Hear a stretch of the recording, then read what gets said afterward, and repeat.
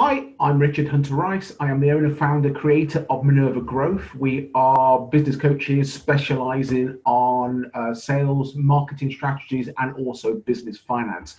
Business has been established 2.5 years and is growing from strength to strength.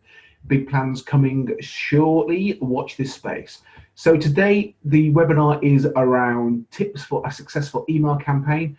Never ceases to amaze me how many people don't use email marketing as a tool in their arsenal for the marketing strategy of their business. So I thought I would show you a few slides and give you some ideas why, if you're not doing this, this is why you need to be doing it. So let me get rid of my lovely face and I will show you my screen. Okay, there we are. So email marketing. It's ridiculous why more people don't use it. You know, it's a 40-year-old technology out there. So these are the steps you need to, before you plan any campaign. Number one, start with an objective. Number two, use a clear subject line. Number three, a direct copy and call to action. You must use this. If you don't, it's not going to be as effective as you can. If you can hear my dog growling in the background, I do apologize. Number four, have a clean list. Number five, use A/B testing. Number six, measure open rates or your open to send ratio. Number seven, measure your click to open rate on your call to action. And finally, number eight, measure success. So some of those may sound really straightforward and quite obvious to you. I will go through them now in some further details and literally cover this in about 10 minutes. So start with an objective. I've put all the copy on there. You can see what it's all about. It is important to understand what your main objective is when sending emails. A lot of people get hung up on open rates thinking they need to be focusing on the subject lines to get more opens, which is clickbait, and in turn will drive clicks. What most will find out, however, is that there's usually a disconnect between the subject line and the content of the email. People open an email but don't find the content they expect, so they immediately click off or delete. Even if the content is good, most people don't give it a chance if it's not the content they're looking for because the subject line is too vague or too misleading. Think about it. There's nothing rocket science there. There's nothing revolutionary. It is just common sense stuff. And as I always say to people, treat people as you expect to be treated yourself and you won't go far wrong. So if you're trying to hook people in with a bit of clickbait out there, you know what, your open rate to be better that one email, but forevermore you've lost that attention of that party. So just don't do it. It's a really short-term win and it's just not worth it. So use a clear subject line. It is far better to use a clear subject line that tells the reader exactly what is inside the email content, that describes what benefit you're providing and creates immediate emotion, curiosity, urgency, fear, etc. And then provide an enticing call to action to drive to a landing page where the offer or content lives. Again, treat people as you wish to be treated yourself. Be clear with your subject line. You know, I've mentioned it in the previous slide. There's no point bullshitting people. Excuse my French. It's just not worth it at all. It often means sacrificing your opens for a higher click rate, open rate, but then think about it. What's more important to you? Do you want more people open up your email, or like majority of people, what's actually more interest to you, people that actually click through and use your call to action, because that's what gets us results. So we need to think about how we measure our email campaigns differently.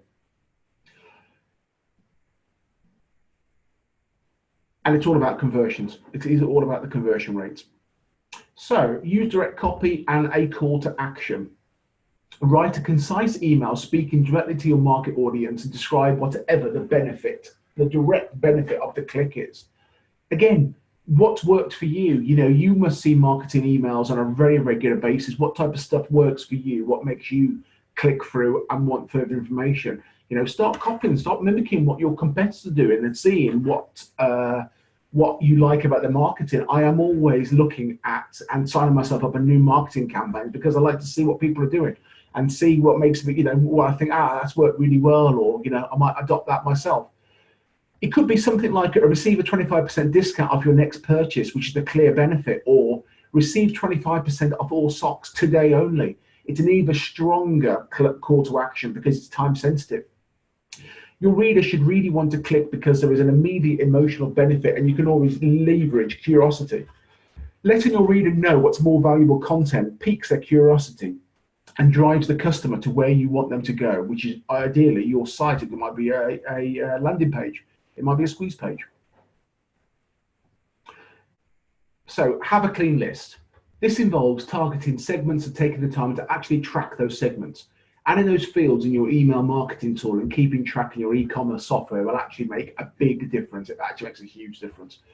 Don't spam everyone on your list, assuming they're all going to be interested in every single product you, or could be service that you have to offer. For example, you'd only send out the above sock offer to people who have purchased socks in the past, looked at socks, or checked that they are interested in socks. So keeping it absolutely relevant to the interest of your people on your list will make a huge difference to you. So A/B testing. Before you send out a massive email campaign, try it out first. Take 2 concepts you think will be successful and dry run it to smaller groups. People think that you have to have, thousands and thousands of email addresses before you start A/B testing. Absolutely not. If I had 20 or 30 on a list, I started A/B testing at that point there. Test it out, split your data in half. Send out 10 of type A and 10 to type B and see what works best. It will show you and help you in future campaigns as well, just to see what that particular data is reacting the better to. So, try stronger subject lines, strong, different types of content, more pictures, more click-throughs, that type of stuff as well. And you will know then the sort of stuff your audience will react to. So it makes a big difference to you. Look at the metrics, see which one performs better, and which subject line and call to action are your clear, definitive winners. As I've said already, just keep testing it and it works. So measure open to send ratio or open rates.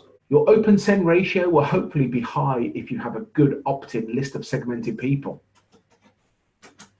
What's successful? It depends on the industry and campaign. People always ask and get hung up on what success looks like across industry standards and averages and all that good stuff. Do you know what? It makes no difference at all. Rather than looking for someone else's benchmark, start looking at where you are today and create a goal to move it up to 5% using your best practices. So measure click-to-open rate and your call to action. Every email marketing platform will have reporting included for email campaigns. Not all, however, will have a click-to-open rate metric, so people may need to do a little calculating manually. If you have multiple call to actions or links, then look at the click-to-open rate on all positive links. Measure success. Success should be measured when your call-to-open rate is above your open rate. So if you think about it, you actually aren't going to get that focus, and we all get really fixated on this, but it's completely wrong. Open rates aren't important. What is more important is your click-to-open rate, and success should be when your click-to-open rate is actually higher than your open rate. Different way of thinking about it completely, but that is the measurement I'm using moving forwards from now. And I suggest it's the one you are using too, and that will have the biggest impact for you because it's when people are actually taking action. So, questions?